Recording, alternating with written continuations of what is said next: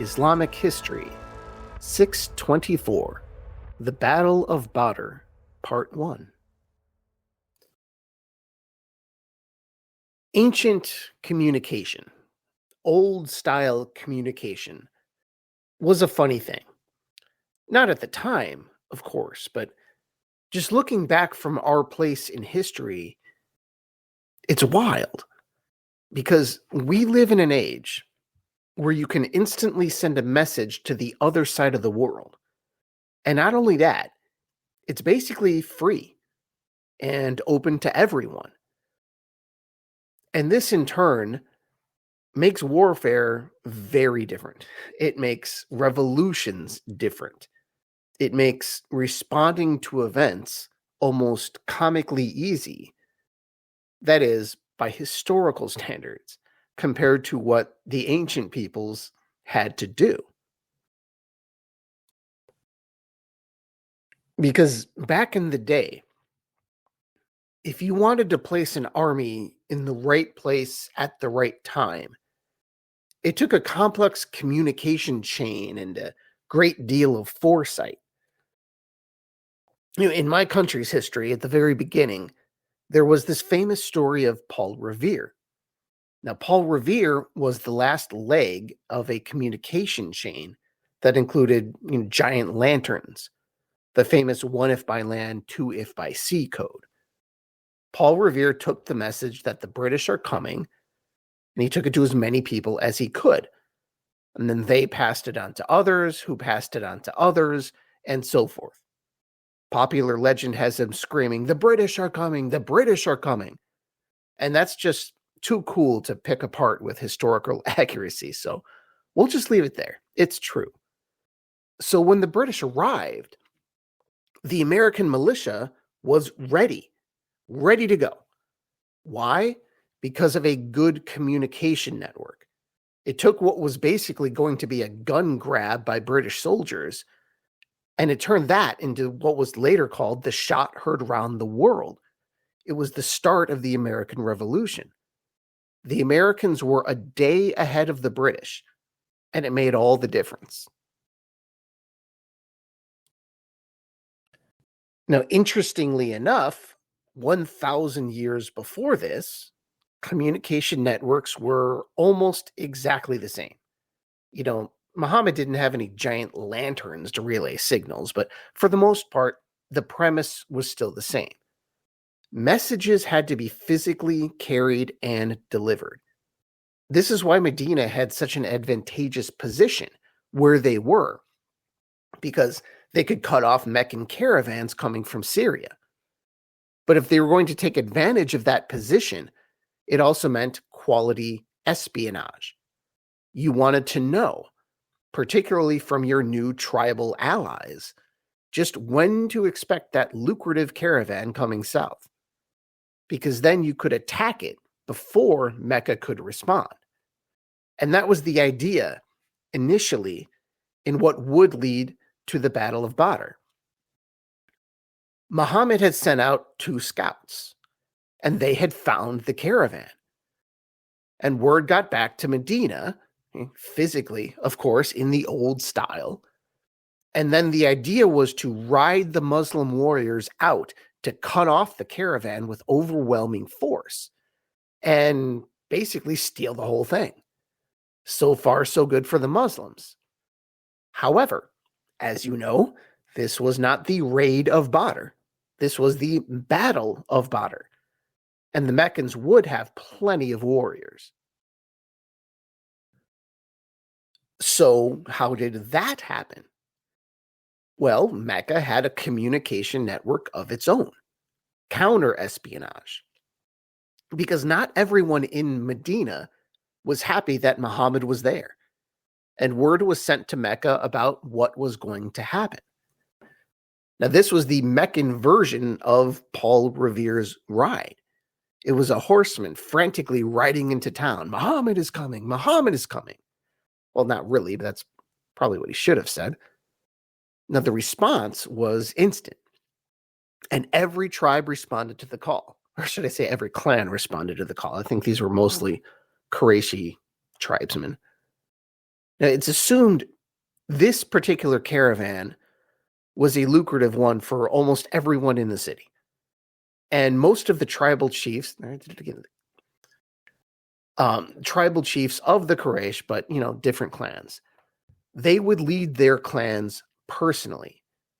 A good estimate is about 1,000 men. That's a good number to think of for this army that they end up sending out. The Muslims would have just over 300. So those are really key numbers to remember throughout the rest of this. The Muslims would be outnumbered about 3-1. And that's the importance of communication in the ancient world, because the Meccans were able to turn an overwhelming disadvantage as far as manpower is concerned and switch that into an overwhelming advantage because of their communication network, so that they could actually get 1,000 people to that spot in time. So the race was on. The Muslims were moving to cut off the caravan, and the spot that they chose was a valley and oasis called Badr. Now, Badr was a classic choke point on the expected route of the caravan. There were mountains to the west and south. There were massive sand dunes to the east. There was a valley surrounded by high ground with few passages out of it. The passage to the northeast was the road to Medina. The one to the south went to Mecca. And there was also a passage to the north and the northwest, which, if you wanted to, would take you closer to the Red Sea coast. Also, importantly, there were 3 wells toward the middle of the valley and a single well toward the north. And this site would be where the Battle of Badr would take place. However, the nature of that battle changed completely in the day before it actually took place, because the Muslims, they learned through their scouting and communication network that the rushed together army from Mecca was on the way. And the Meccans, on the other hand, learned around this time that the caravan, the whole reason for raising this army in the first place, had safely eluded Muhammad and would make it back to Mecca safely. So you end up with this almost humorous, almost tragic situation where 2 armies head for a place only to learn right before they get there that there really is no reason to be there in the first place. The Muslims were going to face resistance, which was not in the original plan, and way too much to even think about taking a caravan. And the Meccans knew that the caravan itself was safe, so they had nothing to protect. And yet, humans are a funny species. The battle happened anyway. Why? On the Muslim side, this whole situation, theoretically, it was out of the usual terms of engagement, especially because 2/3 of the Muslim army at this point, they were the helpers faction. Now remember, those are the people that had always lived in Medina. Now, their earlier oaths before the Hijrah, they did not compel them to fight away from Yathrib or Medina. This was a defensive arrangement, not an offensive one. And then you have the emigrants. Remember, those are the Meccans. Theoretically, they wouldn't be super motivated either. The Meccan Muslims, I should clarify. They didn't have a great motivation once they knew that the caravan wasn't there, except maybe for faith or revenge. Regardless, there would be little money in this for them. But this is where the distinction, as mentioned in previous episodes, really started to evaporate between the 2 Muslim factions. The helpers, remember those are the Medinans, basically they pledged to do whatever Muhammad told them to do. They decided that they were Muslims first, Yathrib residents second. If the Prophet says we go, then we go. And this had come after a year plus of Quranic surahs that praised those who fight for Allah, and the martial spirit had been cultivated. And really, this would be the first harvest at Badr. So on the Muslim side, the decision to go was made. So why was this decision made? There really isn't a whole lot of evidence on that. We're basically left to guess. But in my opinion, I think Muhammad saw this as an opportunity rather than a crisis. It was a crisitunity, as Homer Simpson would say. Muhammad's scouts had informed him that the Quraysh delegation had nearly all of the tribal leaders of Mecca, all the clan leaders, it was a giant delegation of Meccan big shots. And perhaps this was either a chance to prove himself against Mecca's best, or maybe, in a more cynical way, just pick off some of the leaders of the Quraysh. Muhammad reportedly said, after he learned who was leading the Meccans, "Mecca hath thrown unto you the best morsels of her liver." Now that is a confident man. So he was seeing way more opportunity than he was seeing danger. And Muhammad's confidence and initiative are pretty stunning when you think about it, because this was a man who previously, he never did anything big, and certainly not something like this, without explicit orders from God himself. Now, it's possible he was surrounded by so many men of faith, this expedition just ended up running on religious fervor alone. So, regardless of why, for the Muslims, the march to Badr would continue. And then we have the Meccans, the Quraysh. They're a day away from the Muslims when Abu Sufyan sends word that the caravan is safe. So this large army is now between the caravan and Muhammad. Abu Sufyan had taken a route all the way on the seacoast, not going through Badr. So it was safe. It was well west of any place where the Muslims could get them now. So why on earth did they continue? Especially when it seems pretty clear that Abu Sufyan thought it was a bad idea to continue. As far as he was concerned, the crisis was over. And say what you will about Abu Sufyan, he was where he was for a reason. He was sharp. He was cynical as anything, but someone worth listening to when it comes to political and even military strategy.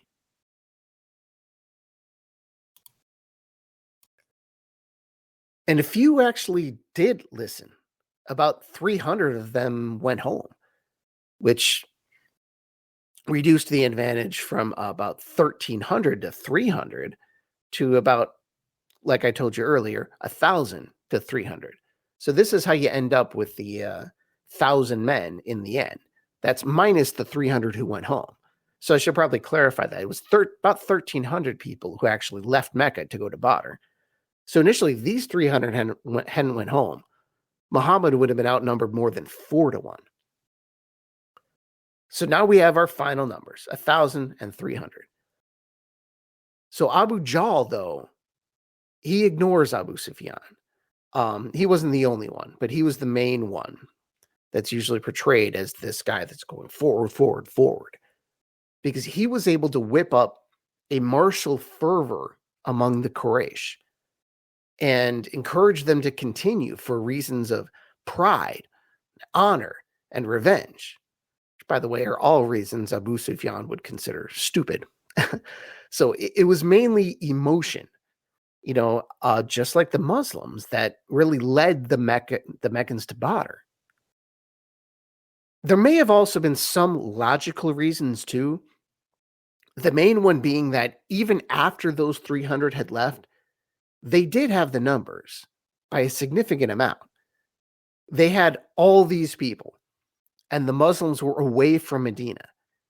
And did the Muslims know the caravan was safe? Were they still chasing that ghost? And my best guess is their scouts, the Meccan scouts, they probably knew the size of the Muslim delegation. So what I'm trying to get at here is bottom line from Mecca, they had the numbers. So why not go for it? This seems like a great opportunity. With the caravan safe, obviously the Muslims would have far more to lose here than the Meccans would. But, from Abu Jahl's perspective, I think part of it, and it was emotion, and he was kind of the hothead. But I think at least a small part of it too was, hey, we may never have a situation this great again. Maybe we can finish off Muhammad once and for all. However, there were some drawbacks to the Meccan situation. Armies are formed on paper, but battles are not fought on paper. So two major drawbacks. Drawback one, the Meccan army was very hastily assembled, and the people were not all great soldiers. Many were pretty old men, actually, and some were terribly out of shape, fighting shape, both in terms of physical fitness and martial training and experience.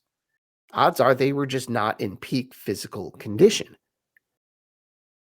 These are men, rich Meccan men, who were great at buying the equipment and playing the part. But as for fighting, let's just say their outfits didn't exactly reflect their battlefield ability, especially when compared to the Muslim side, particularly the Helpers faction, who made up 2/3 of the Muslim army. Those were hard men. So maybe the advantage wasn't as large as they thought. And then there was another big problem. This was drawback number 2. They were not going to end up choosing the battlefield. Muhammad would. And when you're in a cramped valley, you're not going to be able to maneuver in a way that maximizes your numbers advantage. Not that this army could probably do any complex maneuvering exactly. This was more of a local militia than an organized military force. But it was still a limitation. So there is some complexity to this. It's not that Abu Jahl was just a headstrong maniac who didn't care if he won or lose. He was stupid and headstrong probably, but he wasn't entirely stupid and headstrong. There was actually some sound reasoning into going forward. However, he was just outmaneuvered and outthought by Muhammad. And when the battle would take place, and even before it, really pretty much all of the intangibles would be with the Muslims on this one. They would fight with more bravery and discipline and a clear mind and, faith. It's a big part of that force times will equation that dictates military power. So you have these two sides, both sides riding toward Badr and expecting to win. Mecca because it had the numbers, and the Muslims, well, because they believed in their prophet, and he believed they would win. And from this point on, the Muslims would just become drenched in good fortune. Quite literally, actually. The first thing to break their way was the rare occurrence of rain in the middle of the desert. I'm not talking desert like an arid part of land. I'm talking desert with sand dunes. It doesn't rain very often. But here it rained, which helped the Muslims and hurt the Meccans. Now, how's that possible? Well, they were both heading to Badr, but they were on very different terrain. So the way I understand this, the way the Muslims were coming, this actually made the ground smoother and it helped them. But the Meccans, who were going up a large incline at the time, were slowed down, kind of bogged down in the, wet sand or mud or whatever it was. And This seems like a small thing, but it would be critical to the terrain of the battle the next day. Muhammad wanted to get there first, and this helped him do that. So when the Muslims arrived at Badr, they were able to set up what would be the battlefield. Now, their first decision was where to make camp. Now, Badr at the time was an oasis, which is basically a place with wells in the desert, kind of like a highway oasis in modern times. It's a place where you gas up your car, you rest a little, you get some water, and you refresh. And the gas pumps slash vending machines in ancient Arabia were one and the same. They were the water wells. That was the whole thing. This was your water and your gasoline to gas up the camels and the humans and to give them some water in the desert heat. Now, at the time, Badr basically had 4 working wells. 3 of those wells were clustered in the middle east of the valley. No pun intended. If you imagine a square divided into 9 sections, like a tic-tac-toe game, the 3 wells would have been in the middle right square about. And the 4th well was in the northeastern corner. Now, why is that important? Now, remember, the Muslims were there first, and they could tilt the playing field to their advantage. The wells would end up being a big part of that. Initially, the Muslims had made camp at the very first well that they found. But a man from the Khazraj tribe, so the Helpers faction, he came up to Muhammad and asked him, "Hey, was this spot chosen by you or was it chosen by God?" Muhammad said, "Well, I chose it. God didn't choose it." So the Khazraj man, obviously someone with some military experience, had a suggestion to shape the battlefield. So he decided that they should set up at the northernmost well. Now, they did this because Muhammad didn't fall into the trap of assuming he knew everything. So the order was given to not only set up along the northernmost well, but also to destroy the 3 remaining wells. Now, what does it mean to destroy a well? I'm not entirely sure, but I think they just filled it with so many stones that it was inaccessible. The key is they now had the only working well in the valley of Badr. And in the desert, this is no small thing. Because of this, the enemy would have to either come to them or retreat back into the desert without replenishing their water supply. And this would also serve to weaken the enemy. That is, if they were counting on rehydrating before the battle, just imagine a football team with water playing a team without water or sports drinks or any hydration. It wouldn't guarantee victory, but it would be one more thing in your favor. And for the Muslims, the list of things in their favor was quickly adding up. They had better soldiers. Their men and animals would be refreshed and rehydrated. They chose the terrain. They clearly had superior strategists and experienced military planners and a clear, disciplined command, meaning the Muslim soldiers would do what they were told when they were told to do it. As we'll get to in the next episode, they would have superior physical and mental preparation in the night leading to the battle. Really, by this point, the only thing the Muslims didn't have, the only advantage that they didn't have, were the raw numbers. The Meccans had that advantage, 1,000 men to Muhammad's 300. 1,000 soldiers of mixed abilities versus 300 determined soldiers, many with military experience, and all bursting with faith in their God and their leader. But still, it's just 300 men. Would that be enough?